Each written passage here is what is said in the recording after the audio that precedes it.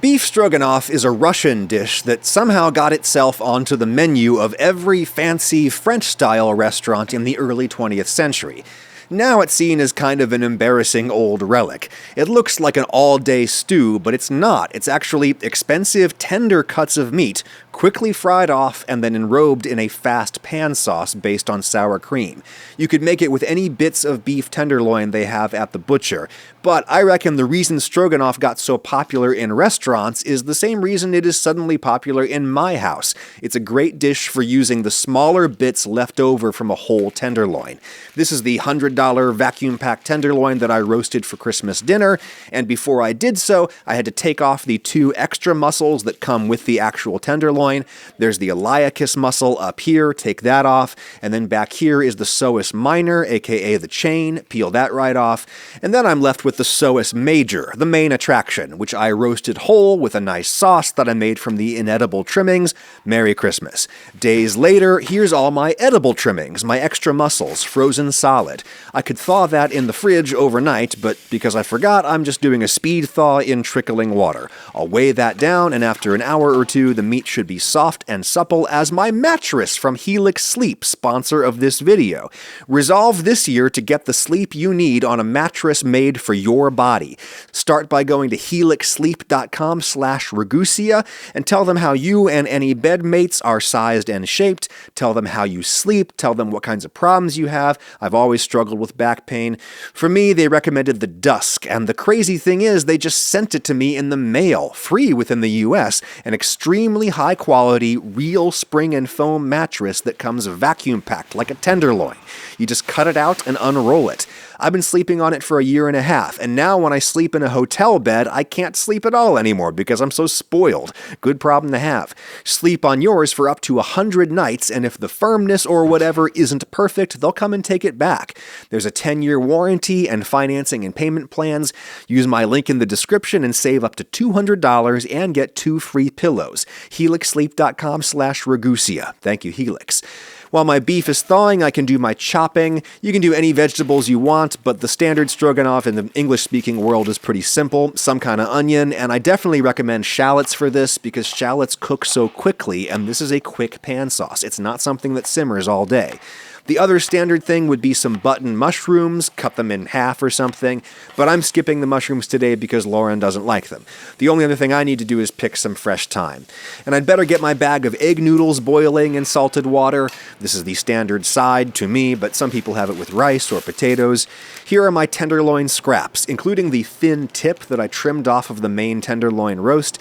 You can see that I've already shaved off the silver skin, but with the chain muscle and everything else here, I have a lot of cleaning up to do. Almost all of the silver skin and other connective tissue has to go, along with any big globs of fat. Remember, this isn't a stew. In a stew, you can leave a lot of this stuff on and it will just melt away over the hours. In contrast, this beef is going to cook hot and dry for just a few minutes, so it has to start off pretty pristine. Shave off everything that's chewy or otherwise gross, and then cut it into bite-sized chunks. The pieces are not going to shrink as much as they would in a stew, so cut them only a little bit bigger than you want them in the end. I'll drain my noodles after they've been cooking for about 2 fewer minutes than what the package recommends, melt some butter in there to keep them from sticking, cover, and they can hold a really long time.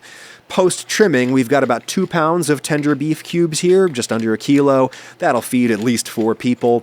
Season very heavily with pepper and salt, enough to cover every cube, and then I'll toss them all in plenty of oil, though clarified butter would have been even better.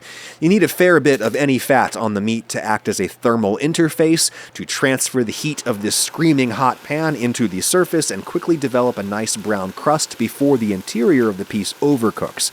Think of these as miniature steaks rather than stew meat. They'll be ready to scrape off the surface when browned. Try to get the pink side facing down and get as much color as you can on all sides, but pull the meat back out again while it's still looking a little raw. It'll probably finish cooking just as it rests on this plate, and if it doesn't, it'll finish in the hot sauce later. Second batch of meat goes in. If I'd put in all the meat at once, a bunch of water would come out of it and the pan would not be able to evaporate the water fast enough to maintain a dry cooking environment. The meat would stew instead of browning. Gotta go in batches for this. Pull that meat out, and now is the time when you would fry off your mushrooms. You could make the recipe with only mushrooms, but I'm skipping those and going straight to my shallots. They'll need some more oil so they can cook before the fond at the bottom of my pan starts to burn, which would spoil my sauce. This is why it's great to use shallots instead of onion. Shallot layers are thinner, so they cook a lot faster. You could deglaze with anything, but I'm going to turn off the flame and hit my pan with some cognac. Barrel-aged liquors massively improve almost any creamy sauce. With the bottle away, it's safe to turn the flame back on again. No explosions like last time. Now we just need maybe half a carton of stock. Just eyeball enough liquid to generously coat all the meat.